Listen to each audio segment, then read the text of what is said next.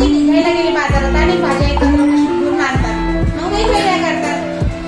मिरच्या बाजूला, बटाटे बाजूला, टोमॅटो बाजूला, म्हणजे काय एका जातीची एका प्रकारची फळे किंवा भाज्या एका बाजूला घेतो आणि जो वेगळा आहे तो बाजूला काढतो. बरोबर, याला काय म्हणायचं? वर्गीकरण असं. आता बघा पहिल्या प्रश्नामध्ये कोळसा आहे, तांबे, लोखंड आणि चांदी आहे. तर कोणाला बाजूला काढणार? कारण तुम्हाला माहिती आहे तांब्याच्या वस्तू, लोखंडाच्या वस्तू, चांदीच्या वस्तू या धातू आहेत आणि कोळसा मात्र जळण्यासाठी वापरतात. चुलीमध्ये कोळसा होतो माहिती आहे तुम्हाला, अग्नी पेटवण्यासाठी कोळसा वापरतात.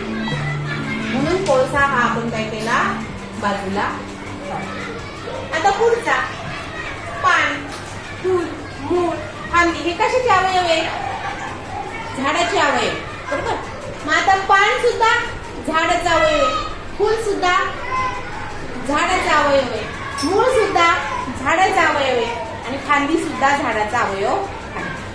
मग कोणतं वेगळं करायचं? का बरं? का वेगळं करायचं?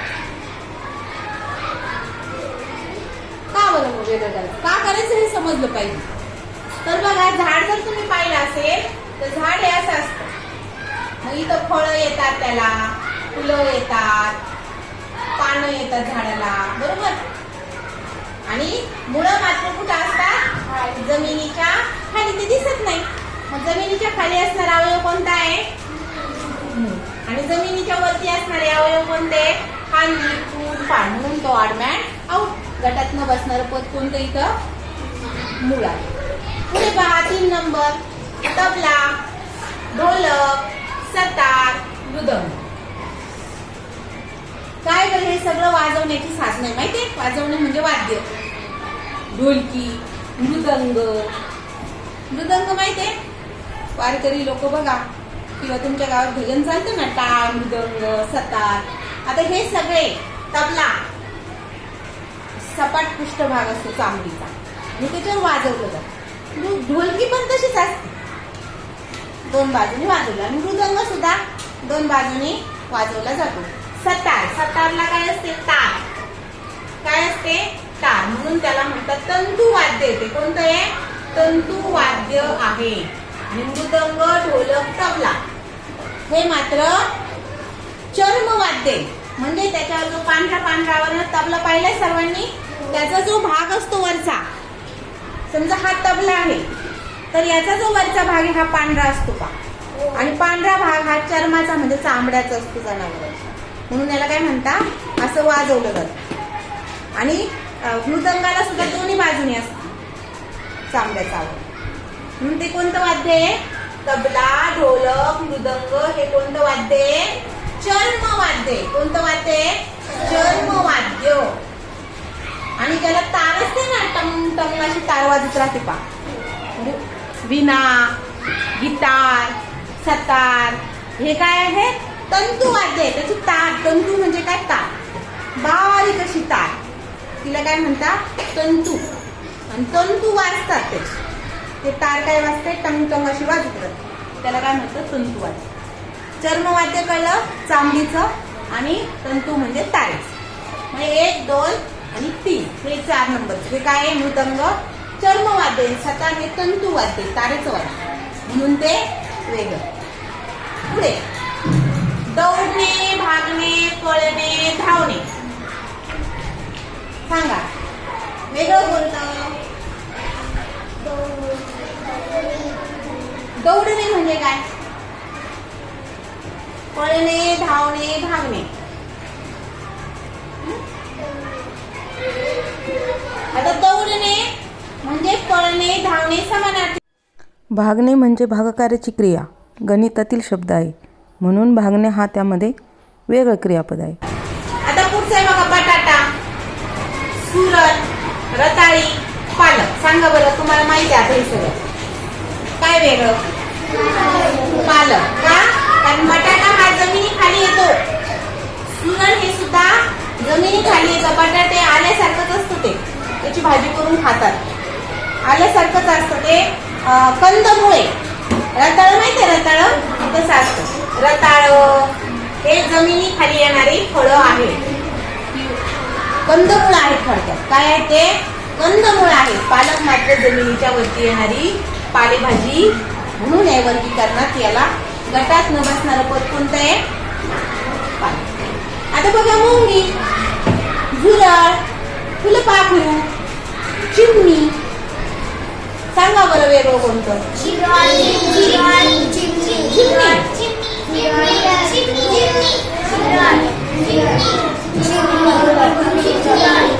हा बरोबर. आता बघा मुंगी हे कीटक आहे. कीटक माहिती ना, आपण इन्सेक्ट शिकलो ना, कीटक छोटस असतं ते कीटक. आणि झुरळ हे सुद्धा कीटक आहे. आणि फुलपाखरू हे सुद्धा कीटक आहे.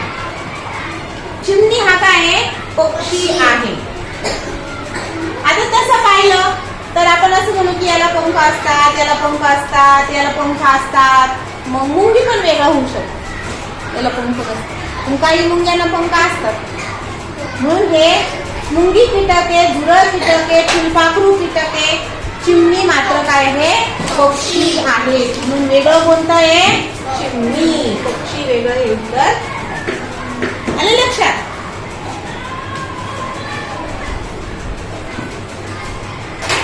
हा कान, नाक, डोळे हे काय? ज्ञानेंद्रिय आहेत.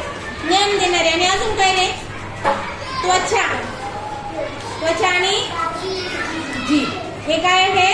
ज्ञानेंद्रिय. पोट हे काय? ज्ञानेंद्रिय नाही. मग ऑड मॅन आउट कोणतं आहे? गटात न बसणारं पोट. पुढचं 2 नंबरचा प्रश्न. झरा, तळे, ओढा, नदी. झरा धब धब धब धब कोसळतो. तळे, ओढा, नदी. पा बरं झरा वाहतो की नाही? ओढा वाहतो. नदी. पण तळे हे मात्र एका ठिकाणी साचलेले असते. म्हणून वेगळं कोणतं? तळे. क्रिकेट, फुटबॉल, हॉकी, बुद्धिबळ. क्रिकेट कुठं खेळतात? मैदानावर, मोकळ्या मैदानात. फुटबॉल मोकळ्या मैदानावर. हॉकी मोकळ्या मैदानावर. आणि चेस, बुद्धिबळ, राणी. खाली बस.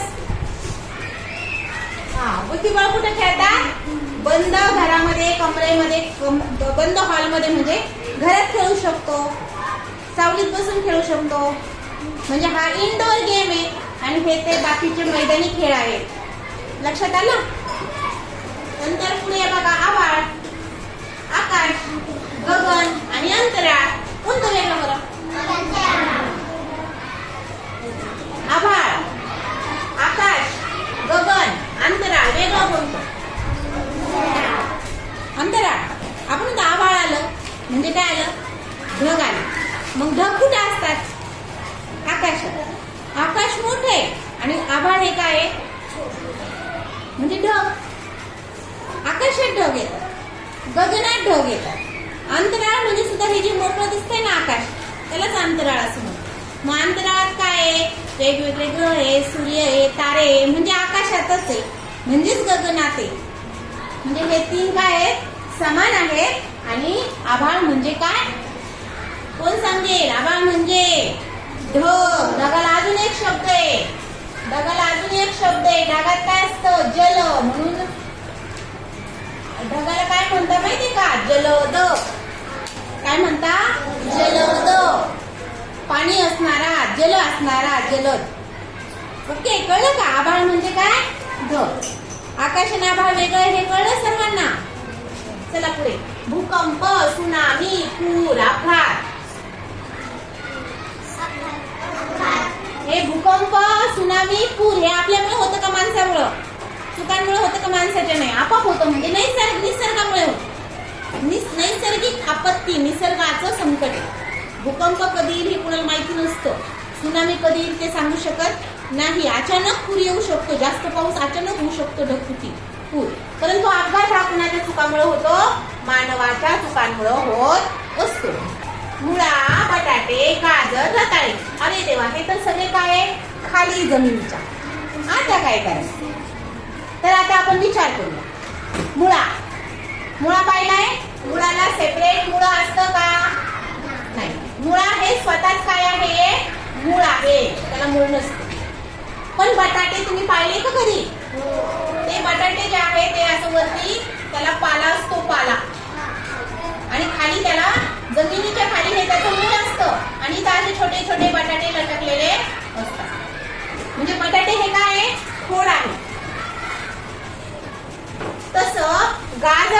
सुद्धा काय आहे? पार्श्वमूळ आहे.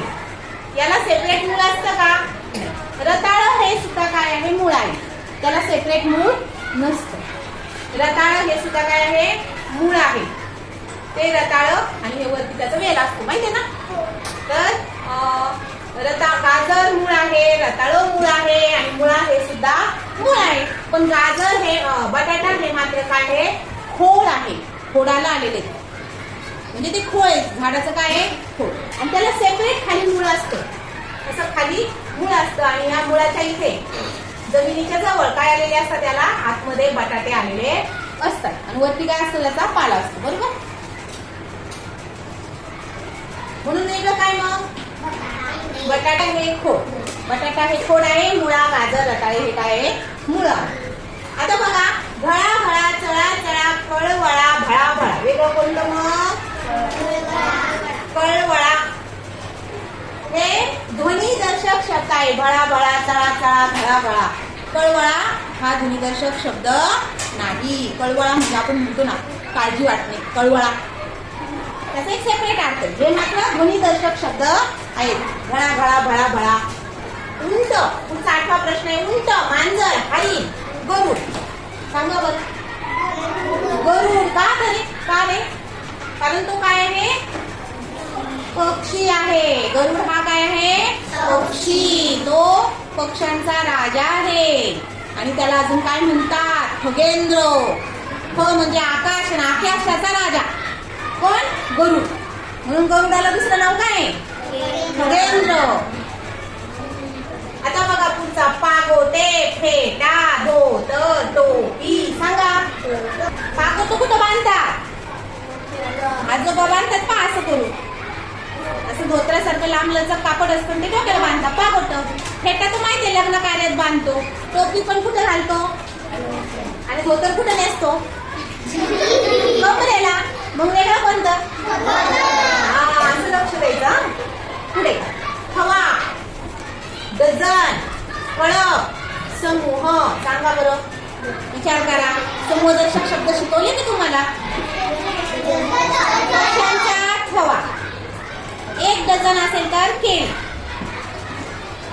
कळप म्हणजे प्राण्यांचा कळप आणि समूह. पण बघा, थव्यामध्ये किती पक्षी असतील सांगता येतील? कळपामध्ये किती पक्षी प्राणी असतील सांगता येतील? काही कमी जास्त असू शकतो. समूह, मुलांचा समूह, घरांचा समूह हो म्हणतो ना आपण, उपकरणांचा समूह, संच. मग आता हे समूह मोजता येईल? नाही. किती पण कमी जास्त. पण डझन मध्ये किती असते? डझन मध्ये किती असते? 1 डझन. आई बांगड्या भरती ना. तुम्ही दुकानातून केळी आणतात की नाही बाजारातून? किती असतात 1 डझन केळी म्हणजे? 12. बरोबर. किती? 1 डझन म्हणजे 12. 12 पेक्षा जास्त चालत. डझन म्हणजे 12. हा सुद्धा समूहदर्शकच शब्द आहे. थवा, कळप, समूह, समूहदर्शकच शब्द आहे. परंतु डझन मध्ये याच्यामध्ये कमी जास्त होऊ शकता. डझन मध्ये कमी जास्त होणार नाही. तो 12च लागतो. लक्षात आलं? आता पुढे. छावा, पाडस, बछडा, कुत्रा. तो कोणते शब्द आहेत हे? कोणते? पिल्लूदर्शक शब्द. मग छावा कोणाचा बरं? सिंहाचा का वाघाचा? सिंहाचा छावा. पाडस कुणाचं? बछडा कोणाचा? बच्चा, बछडा, वाघ. आणि कुत्रा? कुत्र्याचं पिल्लू. त्याला काय म्हणतो आपण? पिल्लू म्हणतो. पण हे कुत्रा हे मोठ्या झालेल्या प्राण्याचं नाव आहे कुत्रा. त्याच्या पिल्लू नाही दिलेलं म्हणून तो बाजू. आता 12 नंबर. अंगठी, घड्याळ, बांगडी, नथ. आता सगळं नाही. का बरं असं? अंगठी आपण कुठं घालतो? पोटात. घड्याळ कुठं घालतो? हातात. बांगडी कुठं घालतो? नथ कुठं घालतो? आता पहा, इथं 2 पर्याय येऊ शकतात की अंगठी, बांगडी, नथ हे दागिने आहेत. घड्याळ हा काय दागिना? पण आता सोन्याचं पण घड्याळ मिळतं, दागिना म्हणून घालतात. मग आपण काय विचार केला की अंगठी, घड्याळ, बांगडी हे हातात घालण्याचं, हातात घालतो आपण किंवा हातात वापरतो. नथ ही कुठं वापरतो? मग वेगळं कोणतं? लक्षात? ठीक आहे. सराव संच 4 मधील काही उदाहरणं 12-13 उदाहरणं सोडवली. बाकीची उदाहरणं तुम्ही घरून सोडून आणायची आहेत आणि तुम्हाला काही अडचण आली तर ग्रुपवर टाकायची. ते उद्या आल्या मला कोण नाही 12 वरती दिसत